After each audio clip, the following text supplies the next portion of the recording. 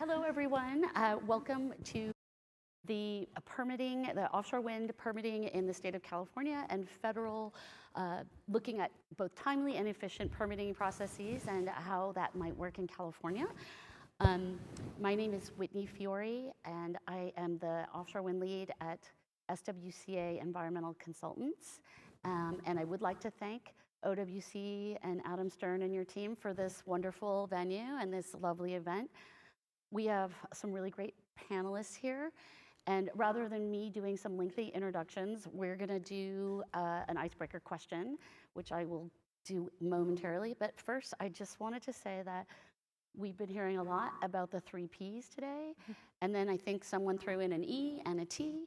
We're only going to talk about 1 P, and that is permitting. So, which is good because that's the only thing I know about. So, without further ado. As I mentioned, you guys will introduce yourselves as we go down the line. But the icebreaker question is this: what does timely and efficient offshore wind permitting mean to you? And you go, Rick. Okay. Excuse me. So introductions first. We've been told my name is Rick Yarde, and I'm the regional supervisor of the Office of Environment for the BOEM Pacific region. So I head up the NEPA environmental analysis, consultations, and the environmental studies program that we've heard a little bit about today, which I think is amazing, and I hope we get a chance to talk about it some more. But I think it's such an important question about what efficient permitting is, because I want to say a thing that I think is probably on a lot of people's minds, which is, there's a process for permitting. It involves some fact-finding, some analysis, and throughout all of that, engagement with the public and other interested or affected parties. And it's important, and it takes some time. So I don't think that there being a process that takes some time is a bad thing. It's a good thing. I think we all value that process. So what does it mean to be efficient, though? I think that's a really good word for it. Really, we've heard a lot about it already today. In fact, I think every panel that I've sat through today, this has come up about what people have used the word a lot, predictability. I was going to say that I think certainty in the process or clarity in the process is important, but it sounds like the word for today and maybe for the future is about predictability in the process. And I think that's probably the place that's really ripe for more conversation. Thank you. Jennifer? Hi, everyone. My name is Jennifer Lucchesi. I'm the Executive Officer of the California State Lands Commission. We manage about 4 million acres of state lands, both onshore and offshore, including the tide and submerged lands from about the mean high tide line out to the state-federal boundary, offshore about 3 miles. So we are one of the primary state permitting or leasing agencies as it relates to offshore wind. And just to build on what Rick was saying, I really like to use the phrase certainty of process. We can't provide certainty of specific decisions, of course, but certainty of process is really important. From my perspective, we've heard a lot about that today. From the industry perspective of de-escalating or minimizing risk, but also from our communities, our tribal governments, and our other stakeholders, certainty of process is really important too, so that they know when to engage and how to engage and be meaningful in that engagement. And so I really think, as Rick was saying, process is not a bad thing. It does take some time, and we heard that yesterday if you were at the Energy Commission's symposium, that balance that I think we're trying to strike as government agencies between that certainty of process and de-risking the effort, but also providing a lot of transparency in that process and being as inclusive as we can. Thank you. Kate? Good afternoon, everybody. I'm Kate Huckelbridge. I'm the Executive Director of the California Coastal Commission, and we oversee and regulate development in California's coastal zone, which extends out to the 3-mile boundary, similar to state lands. It also goes inland. It's a variable, can go anywhere from a few hundred feet from the coastline all the way to several miles, depending on where you are. We also implement the Coastal Zone Management Act for the state of California, which means that we work with federal partners to review federal projects and federally funded projects under the Coastal Act. So timely and efficient permitting to me, and I agree with everything that Rick and Jennifer said. I would just add that in order to get there, to me, I think about communication and really good coordination. And that is among the different regulatory agencies or state or federal or local agencies. It is also that clear communication and open communication with tribes, with local communities, with other stakeholders, with industry, and just that open line of communication. I think it's more of a tool to get to the timely and efficient permitting, but that's what I think of when that's how we're going to get there, is being really upfront about our process, similar to what Jennifer was saying, and making sure that we're having that open line. It's a two-way street, and we need to be taking input and pulling it into our processes. Thank you, Kate. And of course, the Coastal Commission, as many of you are aware, you have public hearings for everything, so it is all out there. Yes, it is. And Leah, we have a developer representative, a leaseholder here amongst our agency folks here. So Leah, can you tell us what you think of when you think of timely and efficient permitting? Okay. Just want to make sure the mic's working. Just by way of introduction, my name's Leah Howard, and I'm a senior permitting manager with Ocean Winds. Ocean Winds is the provisional lease winner of the Central Morro Bay lease area, where we have the Golden State Wind Project, which is a 50-50 joint venture of Ocean Winds and the Canadian Pension Fund Investment Plan. I've been working in offshore wind permitting at a developer since 2018 on projects on the East Coast, and I'm super excited to be here on the West Coast working with the Golden State Wind team. So what is timely and efficient permitting for me? Timely and efficient permitting is clear roles and responsibilities and communication protocols between agencies and developers before the process gets started. It also is clarity of the process, which I think my fellow panelists also mentioned, that stakeholders understand the process. There's clear milestones. We know what information and data is needed at every step of the process, and what times in the process will there be public input. It also means that we have predictable schedules and timelines and an understanding of the review periods up front. And that predictable schedule is needed to unlock some of the supply chain investments and bring the additional benefits that offshore wind will bring of workforce development and other community investments. Also, as we work through the details of these projects, timely and efficient permitting is also keeping mind of the larger picture and why we're here.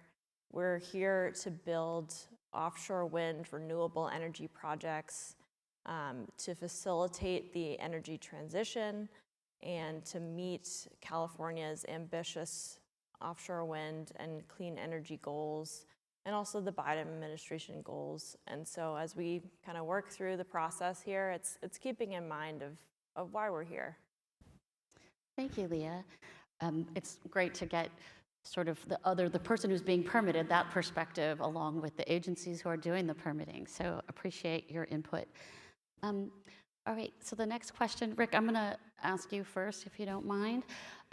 We have been hearing about a programmatic EIS in California for quite some time.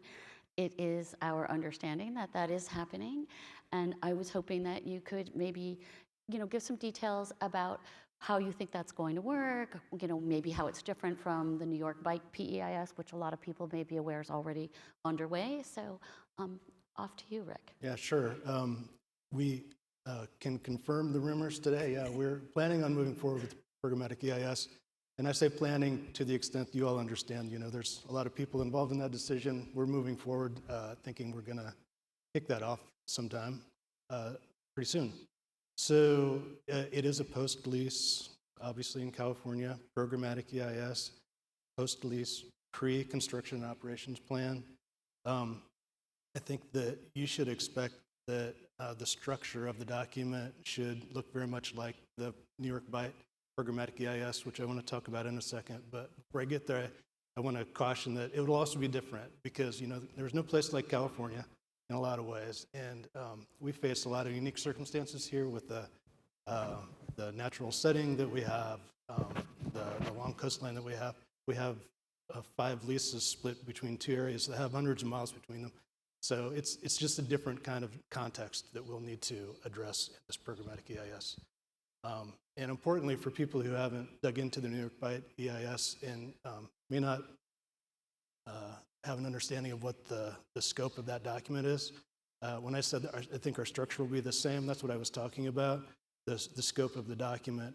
There's more than one kind of programmatic EIS, but in this one in particular, it's intended to address, Boehm calls it the AMMM factors, which is getting to avoidance, mitigation, minimization, mitigation, and monitoring of potential project build-out. So the proposed action is actually to consider different types of those.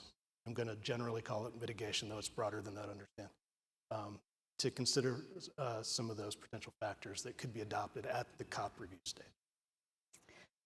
And just to follow on to that, some of the other differences between New York Bight, more in terms of what we had been talking about, New York Bight, all 7 are right next to each other versus California having almost 1,200 miles, and Kate would know better how many miles it is than me, of coastline. It's not like that on the East Coast.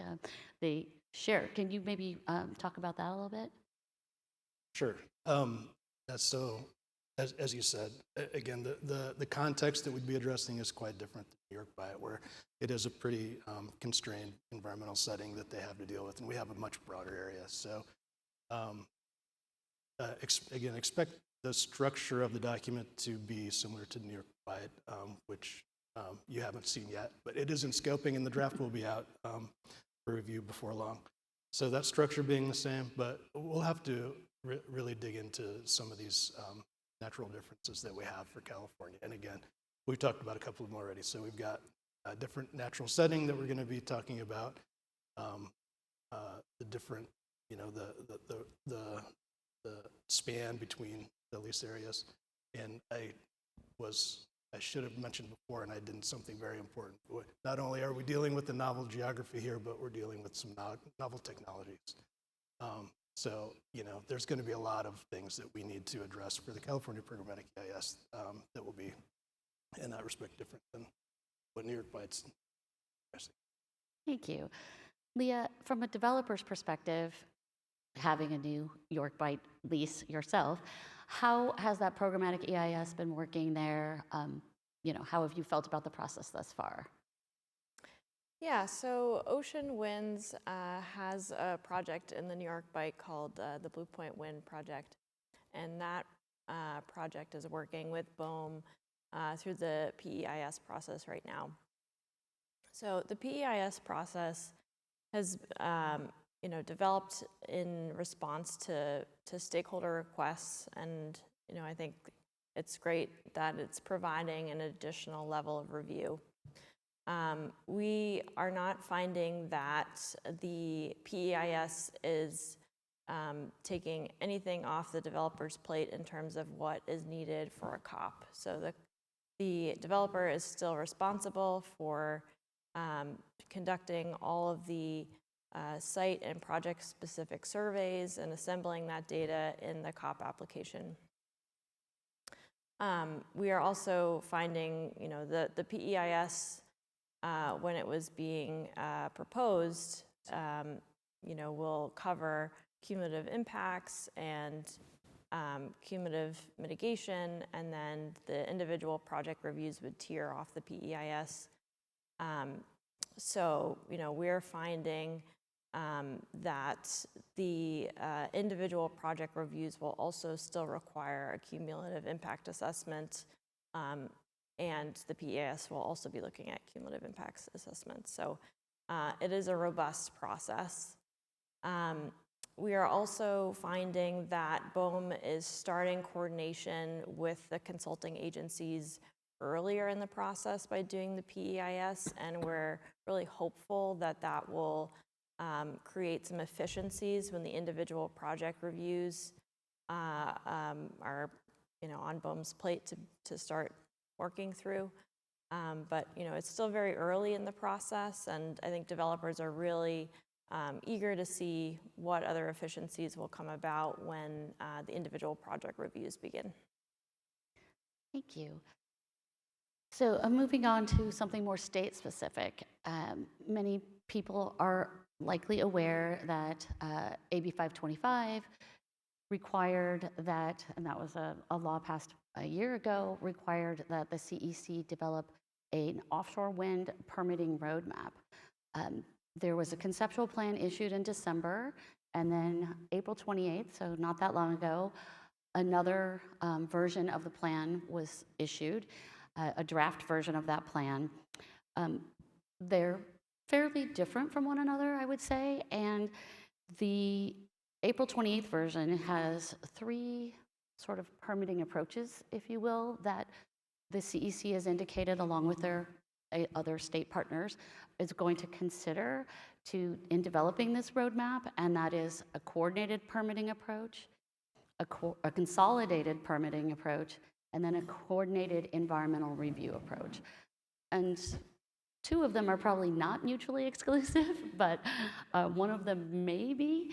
And so I was thinking maybe we'll just go down the line and let's talk about the pros and cons of each of these. So for the coordinated permitting approach, how would you say that would help affect timely and efficient permitting? And Jen, do you want to start, or Kate? Either one. Go ahead. I'm happy to start. Perfect. So I think that the coordinated approach is one that we as state agencies have done in the past and with great success. And some of those examples were outlined in the permitting roadmap, like the REIT for the Desert Renewable Energy Conservation Program in the Southern California desert. There were some other examples that were detailed as well. And those are, I think, the biggest examples and the ones that have the most agency partners involved. But we, as state agencies, State Lands Commission, the Coastal Commission, Fish and Wildlife, Ocean Protection Council, a number of other state agencies, we do that kind of coordinated approach all the time on much smaller types of geographic or project-specific situations beyond just what the examples that were outlined in the roadmap. And so I know that there is maybe some uncertainty about what that actually means as part of a state agency partnership, because we don't always show our work and talk about it in a very transparent way. And that's something that we are taking to heart very carefully and thoughtfully in terms of how we are more transparent about that. But I can assure you that we do that kind of coordinated approach all the time. In fact, our staff, if we just want to take Coastal Commission and State Lands Commission, our staffs in different geographic regions, different project subject matters and categories are talking on a weekly basis to coordinate our review. Because as Kate was saying in the introduction, the Coastal Commission regulates offshore, and we as the State Lands Commission are charged with managing the lands. And so it seems like we have overlapping jurisdictions, which we do geographically, but we have very different authorities. And what we try to do is really leverage those authorities and jurisdictions to be as efficient and thoughtful in the way that we approach projects and programs. I would just add to what Jennifer said. I think she said it very well. Part of the advantage of that coordinated approach is leveraging that, in addition to sort of the existing coordinated approaches, it's the expertise that we have developed within each of the agencies. We're used to working together and drawing on each other's experience and expertise to get a coordinated outcome, which I think an example for me where we've already been doing this was last year when the commission considered the two consistency determinations for the North Coast and the Central Coast. And, that's sort of a preview maybe of a little bit of that coordinated approach where we really pulled in all of our sister agencies and their expertise to develop a document that was really a state document. And it went in front of the Coastal Commission, of course, and they were the decision makers in that case. But we worked really hard to pull those partners in and had, we were looking at administrative drafts together so that we were sure to capture the needs and interests and concerns of our state agency partners. And of course, we did the same with BOEM. The consistency determination is by nature a joint federal state process. And so, it's a good preview of sort of how that would work. And because I think we were really focused on getting that process right, it went very quickly for the scope of that particular review. I mean, we were able to get it to hearing really quickly. And I think we kind of want to capture that and figure out how to then get a little more specific to what Jennifer said. We understand that there needs to be more certainty in how this looks. But take that approach and really focus in and how are we working through as agencies the different parts of each process. And that's under SWCA, and we'll talk. I'm sure we'll talk about that later with NEPA and SWCA. There's plenty of discussion there too. But it's what we will be doing is working out the specifics of that process through MOUs and sharing that so that it is transparent and the process is clear. Getting back to what is timely and efficient permitting, you all have to be able to look at it and understand what the process looks like. We hear that loud and clear, and that is where we're headed. May I just add? Absolutely. I have worked for the State Lands Commission for almost 25 years and closely with the Coastal Commission most of that time. And I can't tell you or emphasize enough how important that coordination last year was on the consistency determinations. We have never been in a situation like that among state agencies being able to collaboratively work on a Coastal Commission staff report together. That was a huge achievement and milestone, in my opinion, from being in state government for a while. And it just speaks to Kate's leadership and her team's leadership in being very inclusive in that, with the big goal, to Leah's point, of seeing the forest from the trees. And I just thought that was a great example of that coordinated approach. Well, I can tell you from the outside, we thought you moved very fast too. And so, I mean, I all kinds of accolades because it was a process well done at least from my perspective as a permitting person. So maybe that's a nice segue to coordinated environmental review because I think you've already touched on that. And as I said, some of these things are not mutually exclusive, right? So do you want to maybe talk about how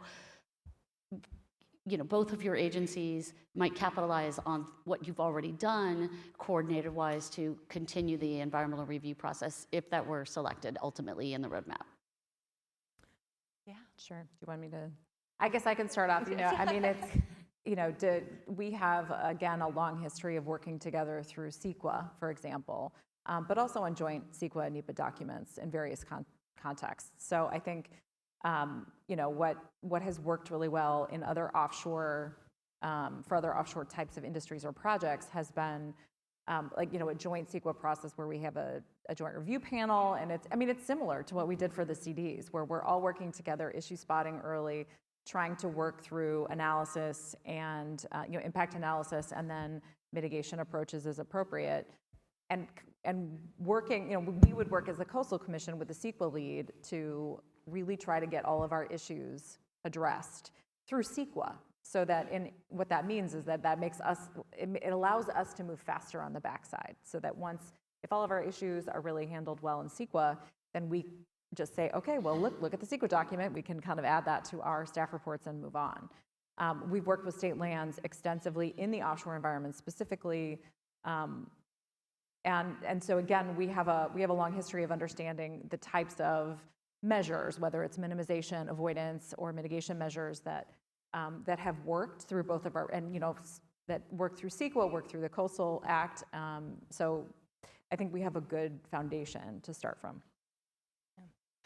I just want to plug State Lands Commission. I think we would be a great CEQA lead agency for offshore wind to provide that consistency up and down the coast. But in terms of a joint document, I mean, it's been a while since we've done a joint document with BOEM, probably dating back to oil and gas days.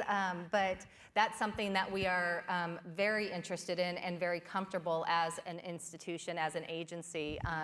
And in fact, we are pursuing a joint document for the state offshore wind application that we are currently processing with the Department of Defense. So it's something that we really think is an opportunity if the timing works. And that's probably the key challenge and opportunity that exists. But a joint document would be very efficient if the timing lined up properly. So I'm just looking at our time here. The consolidated approach, do one of you just want to briefly talk about that? I mean, the permitting roadmap didn't seem super keen on it, so, but I think it's worthwhile commenting on. So I'll leave it to either one of you as to talk about this single permitting entity is what I like to call it. Well, I can start. I think that and this was touched on earlier this morning, the idea sounds really efficient, right? Really straightforward, really simple. But I don't think in reality that is how it would unfold. I think the two biggest challenges with that are the timing to actually make that effective through statutory changes and resource and capacity building and that sort of thing, but also the expertise that's needed. Because the single permitting aspect or option wouldn't necessarily change the laws under which the projects are analyzed under. So the single permitting agency would have to build up that expertise that we have spent decades building to be prepared for this exact moment. You said it well. Well said. So moving on, one thing that I do think that developers and industry in general are looking for in a permitting roadmap is a little more specificity, some details as to, how the permitting process was work, what is the transparency factor, the predictability factor, the timeline, the review, the joint panel review.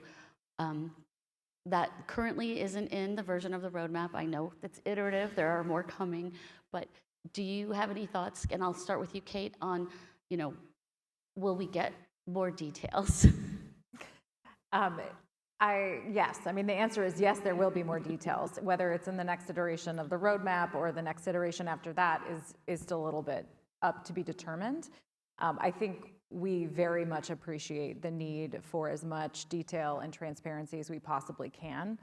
I think it's also important to note we're kind of building this as we go, right? This is new for all of us, and so we are trying to be as forward-thinking as we can about the process, but the reality is until we're there and working through it, we're not going to get all the details right. So it's also, we don't want to get too far ahead of ourselves and make mistakes and then have to come back and lose time that way. So there's a little bit of, it will be an iterative process. I'm sure it will be almost like a living document, right? Where we are going to develop a process, we're going to work through it, we'll make some mistakes, fix them, and then adjust the process. So, I think it is important we do hear very clearly the need for as much transparency, and I want to make that very clear. We are working as hard as we can to try to provide that. The specific vehicles, whether it's a permitting roadmap, I think a lot of that detail will also be coming through MOUs as we get farther down the process. And it may be, we may build them. So MOUs on this part of the process, review process, how it works between different agencies, and then build it as we go. Thank you. Jen, do you have anything to add? Or? I would just add that, like we were saying in the beginning of our discussion, we have a very long and successful history of coordination and collaboration to be as efficient as possible, and I think we've only gotten better over the years at that. And so when we're talking about a living document and an iterative process, it's because I think what we are also focusing on is making sure that between the Central Coast projects and the North Coast projects, we're being as consistent as possible, but also being sensitive and thoughtful about the really unique differences between those two locations in all the ways that Rick mentioned as part of the PIS discussion.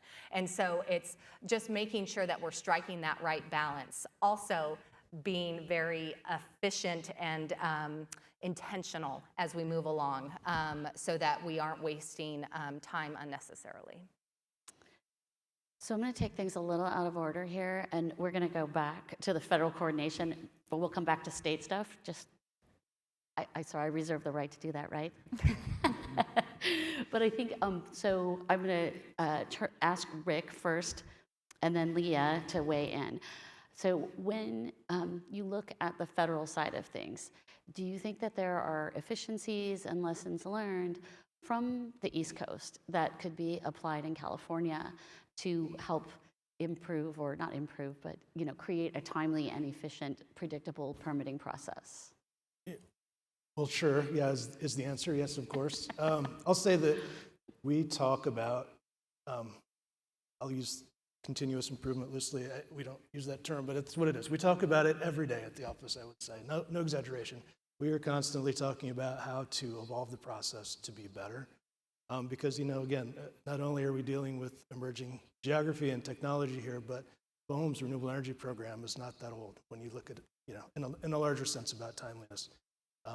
So recognizing that there's a lot of novelty in the whole thing wrapped together, we know we can always look for ways to do better.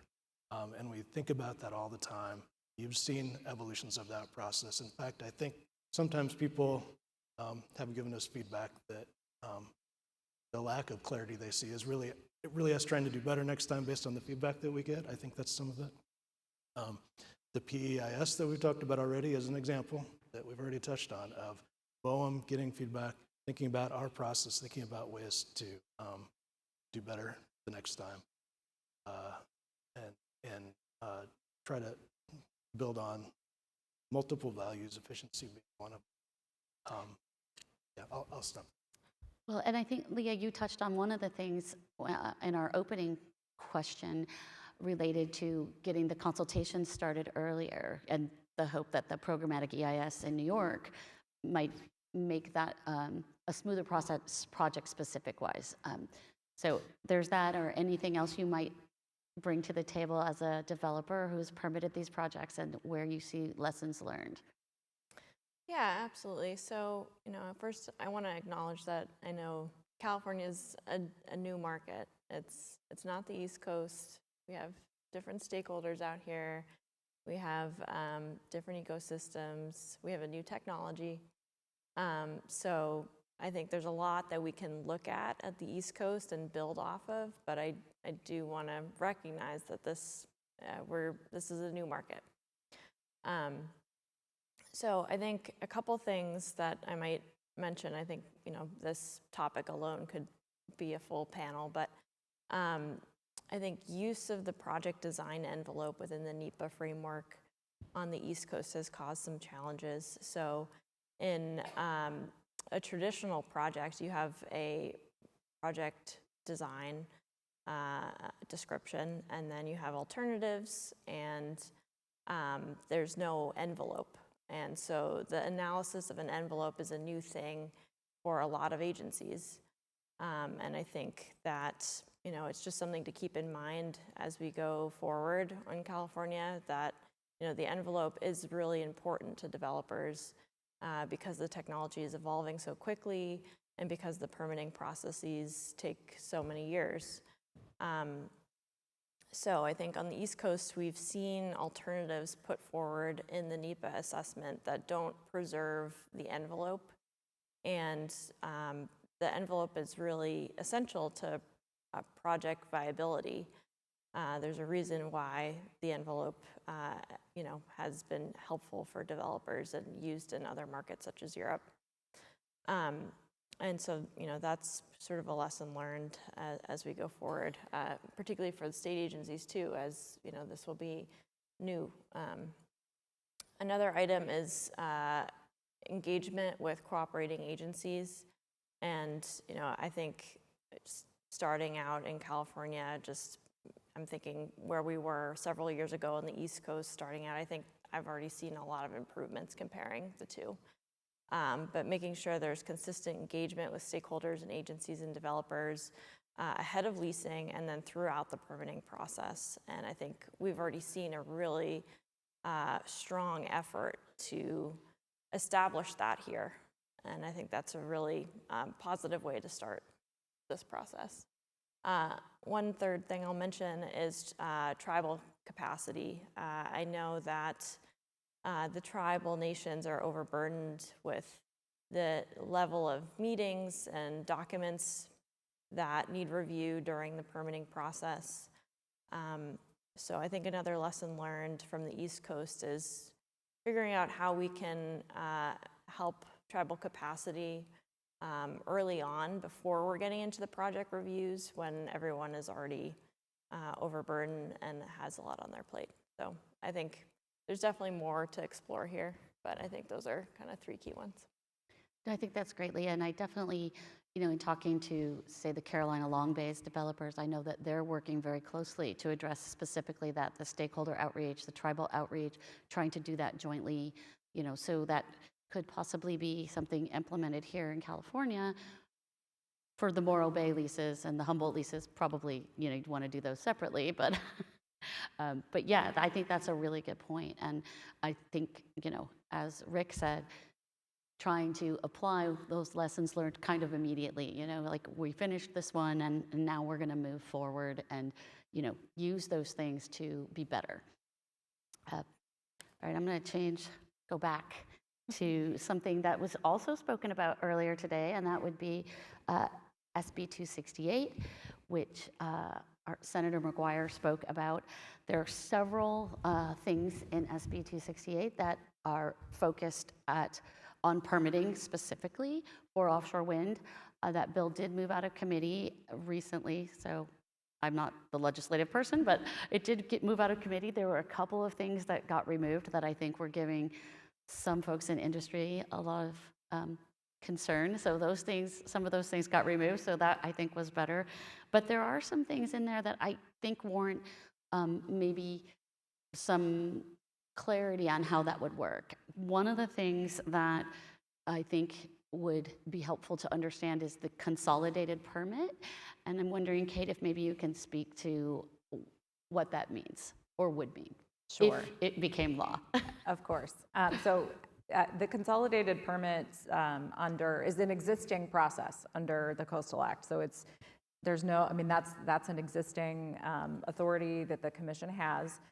And the way that works is when there's a project that crosses both the original jurisdiction for the commission as well as a local government's local coastal program jurisdiction, and I'll talk about that in a second, then we can do what's called a consolidated permit.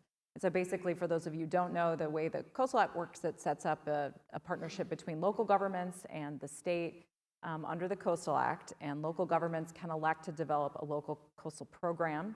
That's basically taking Coastal Act policies and making them local, making them more specific to their local jurisdiction. Once the commission approves and authorizes that local coastal program, I'll call it LCP for short, then the local government has permitting jurisdiction within their LCP jurisdiction. So a consolidated permit comes up a lot when you have a larger scale project, for example, that it may be more, it can be faster and easier to have one Coastal Act permitting entity. So the way it is in law now is that if all parties agree, then the Coastal Commission would take a CDP jurisdiction over the entire project, including what's in the LCP jurisdiction. A key difference is that the Coastal Act is a standard of review as opposed to, and then with the LCP uses guidance as opposed to having the Coastal Act be be the standard of review for the Coastal Act piece and then the LCP. So it kind of simplifies, and it can, I think it does create several opportunities to streamline the process. Because again, there's one entity doing a full review. There's one standard of review, which is the Coastal Act. There are oftentimes cases where there are conflicts with the LCP, like in a zoning issue, for example, that would require an LCP amendment in order to move forward, and that takes time. So doing a consolidated permit could eliminate the need to do those LCP amendments. So that is one time-saving mechanism. It also allows for, in a case like this with offshore wind, some consistency across the state. So there's another advantage there. We can, once you do it in one place, you can replicate many of the elements. I mean, there's definitely a case-specific element and a site-specific element, but approaches to different elements. So, and the way that would work on a larger scale is that the commission would be looking then at the entire project in one hearing. So you would have a CD, maybe potentially a consolidated CDP looking at onshore work, then the offshore work associated in the state waters, and then that would also include a CC in federal waters. So the commission would kind of be taking one look at the entire project in one hearing. So again, another time-saving mechanism. Right, so they would get a coastal development permit, the consistency certification, all in a single hearing, which I think is a nice segue to the SWCA portion of this, because the SB 268 would deem the shameless plug of the State Lands Commission being the lead agency. Shame here. And that would make it so. And so I'm just wondering, how you see that fitting into the SWCA process, and the sort of the whole project approach that I think for the East Coast it's quite different in that there are state permitting, there's SWCA in New York, or there's MEPA in Massachusetts, but it's the difference in looking at the whole project under SWCA, I think, is something that would be important to maybe touch on. Yeah, of course. And I think this speaks also back to the theme is efficient and timely permitting. The idea would be that whoever the lead agency is for SWCA would have to look at the entire project. And our typical process when we are the SWCA lead agency, especially on a major project or program like offshore wind, is we set up a joint review panel, which is with our local and state, and can include our federal partners, to be working through in real time administrative drafts, data collection and analysis. And so we are problem solving as we're developing the EIR. And to the point that Kate was making about the consolidated permit, the idea would be that the SWCA lead agency would develop the EIR, looking at the whole of the project. And then after that was complete in terms of a final draft, the Coastal Commission could then use that analysis and the mitigation measures and everything that we had been working on for a year or two to be able to then feed into their own Coastal Act analysis and their staff report that their commission would rely on to make their determination. So there's a lot of synergy with that. And I would also just add, through that kind of joint review panel process where we get the agencies together to work through all this as we're developing it, it really made me think of what Director Klein said yesterday at the Energy Commission Symposium. I really love this phrase about not sitting on conflict. So that creates a space and a mechanism for us as agencies with permitting authority to be able to not sit on conflict amongst how we might be looking at data or analyzing data or developing mitigation measures, and really attack that head on and problem solve for that before an EIR gets out on the street. Thank you. And I think what we were talking about before is that you would need to be past the draft EIR, all the comments received, so that you had full information before you could do the hearing and made sure, so you wouldn't have to do another hearing and an amendment, right? Like, so that would be, right. You'd have to be far enough down that road. That's how the processes work to ensure we have enough information. But when this works well, and this is we have this JRP process, we can often go almost immediately after the state Lands Commission finalizes the EIR, There you go. which is, it's a good a time saver. That's great. I see we are out of time. Do we have time for one more question, or? Nope, I have been told no, we do not.